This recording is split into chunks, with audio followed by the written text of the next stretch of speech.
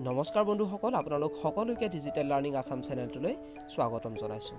আজি আমি আপোনালোকলৈ লৈ আহিছোঁ কেইটামান বহু গুৰুত্বপূৰ্ণ প্ৰশ্ন। আপোনালোকে জানেনে বাৰু আমাৰ অসমৰ কোনজন কবিক কি নামেৰে জনা যায়? আহকচোন আমি আজি ইয়াৰ বিষয়ে অলপ আলোচনা কৰোঁ। আমাৰ যোৱা সংখ্যাৰ ভিডিঅ'টোৰ আপোনালোকলৈ আগবঢ়োৱা কুৱেশ্যনটো আছিল, প্ৰথম অসমীয়া জ্ঞানপীঠ বঁটা পোৱা উপন্যাসখনৰ নাম কি? ইয়াৰে আমালৈ কেইবাজনো শুদ্ধ উত্তৰ দিছে। সেই শুদ্ধ উত্তৰ দুয়োটাসকলৰ নাম হ'ল ক্ৰমে দেৱপ্ৰতিম হাজৰিকা, ধ্ৰুৱজ্যোতি গোস্বামী, অৰুণ কলিতা, কংকনা ফুকন, বেদান্ত চুতীয়া, পৰশপ্ৰতিম শইকীয়া আৰু লুচিফাৰ। গতিকে বন্ধুসকল, আহকচোন আজিৰ ভিডিঅ'টো আৰম্ভ কৰোঁ। অসমৰ কোনজন কবিক কি নামেৰে জনা যায়?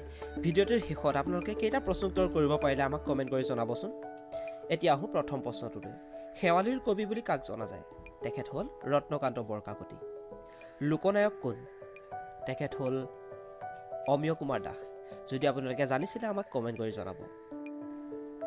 ৰূপ কোঁৱৰ বুলি কাক জনা যায়? তেখেত হ'ল জ্যোতিপ্ৰসাদ আগৰৱালা। আপোনালোকেও এবাৰ চেষ্টা কৰি চাবচোন, দৰকাৰ হ'লে আপোনালোকে ভিডিঅ'টো পজ কৰি ল'ব পাৰে। লোকবন্ধু বুলি কাক কোৱা হয়? তেখেত হ'ল ডাক্তৰ ভুৱনেশ্বৰ বৰুৱা। আপোনালোকে যদি জানিছিলে আমাক কমেণ্ট কৰি জনাব। এতিয়া আহোঁ, লোকপ্ৰিয় বুলি কাক কোৱা হয়? তেখেত হ'ল গোপীনাথ বৰদলৈ। বনফুলৰ কবি? যতীন্দ্ৰনাথ দুৱৰা। আপোনালোকে হয়তো জানেই। এতিয়া আহোঁ পৰৱৰ্তী কুৱেশ্যনটোলৈ। বিহগী কবি বুলি কাক কোৱা হয়?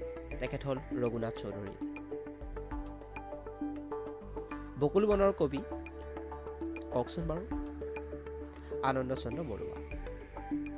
এতিয়া আহোঁ পৰৱৰ্তী কুৱেশ্যনটোলৈ। বাগ্মী বৰ বুলি কাক জনা যায়? তেখেতক অসমৰ ককা বুলিও কোৱা হয়। তেখেত হ'ল নীলমণি ফুকন। আপোনালোকে দৰকাৰ হ'লে ভিডিঅ'টো পজ কৰি ল'ব পাৰে। ৰসৰাজ বুলি কাক কোৱা হয়? সেয়াটো আমি সকলোৱে জানো, লক্ষ্মীনাথ বেজবৰুৱা। আহকচোন পৰৱৰ্তী কুৱেশ্যনটোলৈ যাওঁ। কৰ্মবীৰ বুলি কাক কোৱা হয়? আপোনালোকে জানে চাগে, আৰু যদি জানে আপোনালোকে ভিডিঅ'টোত আমাক কমেণ্ট কৰি জনাব। তেখেত হ'ল নবীন চন্দ্ৰ বৰদলৈ। কলাগুৰু বুলি কাক কোৱা হয়? আপোনালোক সকলোৱে জ্ঞাত, তেখেত হ'ল বিষ্ণুপ্ৰসাদ ৰাভা। দেশভক্ত বুলি কাক কোৱা হয়? হয়তো আপোনালোকে সকলোৱে জানেই, তেখেত হ'ল তৰুণৰাম ফুকন। এতিয়া আহোঁ পৰৱৰ্তী কুৱেশ্যনটোলৈ। নটসূৰ্য বুলি কাক কোৱা হয়? তেখেত হ'ল ফণী শৰ্মা।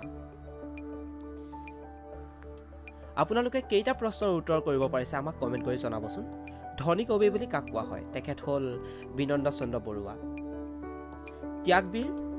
আপোনালোকে হয়তো জানেই, তেখেত হ'ল হেমচন্দ্ৰ বৰুৱা। এতিয়া আহোঁ পৰৱৰ্তী কুৱেশ্যনটোলৈ। প্ৰতিমাৰ খনিকৰ বুলি কাক জনা যায়? তেখেত হ'ল চন্দ্ৰকুমাৰ আগৰৱালা। সুগন্ধি পখিলাৰ কবি বুলি কাক কোৱা হয়? যদি আপোনালোকে জানে আমাক কমেণ্ট কৰি জনাব। তেখেত হ'ল হীৰেণ ভট্টাচাৰ্য। লৌহ মানৱ বুলি কাক কোৱা হয়? তেখেত হ'ল বিষ্ণুৰাম মেধি। এতিয়া আহোঁ পৰৱৰ্তী কুৱেশ্যনটোলৈ। অসম কেশৰী বুলি কাক কোৱা হয়? তেখেত হ'ল অম্বিকাগিৰি ৰায় চৌধুৰী। এতিয়া অসমৰ সিংহ পুৰুষ বুলি কাক জনা যায়? আপোনালোকে জানেনে বাৰু? তেখেত হ'ল ৰাধা গোবিন্দ বৰুৱা। এতিয়া আহোঁ এটা বিজ্ঞানৰ প্ৰশ্নলৈ।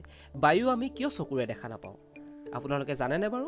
ভিডিঅ'টো পজ কৰি এবাৰ ভাবি চাওকচোন।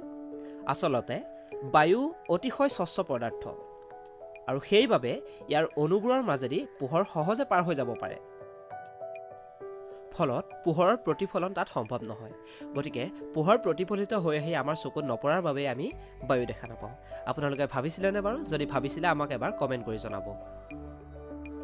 গতিকে বন্ধুসকল, আজিলৈ ইমানতে প্ৰশ্ন উত্তৰ শিতানটো সামৰিছোঁ, আৰু আপোনালোকলৈ এটা প্ৰশ্ন লৈ আহিছোঁ। অসম সাহিত্য সভাৰ প্ৰতীকটো কোনে আঁকিছিল? আপোনালোকে যদি জানে আমাক কমেণ্ট কৰি জনাব। শুদ্ধ উত্তৰ দুয়োটাজনৰ নাম আমি পৰৱৰ্তী ভিডিঅ'টোত উল্লেখ কৰিম। যদি ভিডিঅ'টো চাই ভাল লাগিলে বা আপুনি উপকৃত হোৱা বুলি ভাবিছে, তেন্তে লাইক, কমেণ্ট, শ্বেয়াৰ কৰিব, আৰু চেনেলটো ছাবস্ক্ৰাইব কৰিবলৈ হ'লে নিশ্চয় নাপাহৰিব, আৰু কাষতে থকা বেল আইকনটো প্ৰেছ কৰি দিব। থেংকছ ফৰ ৱাচিং। Bye bye.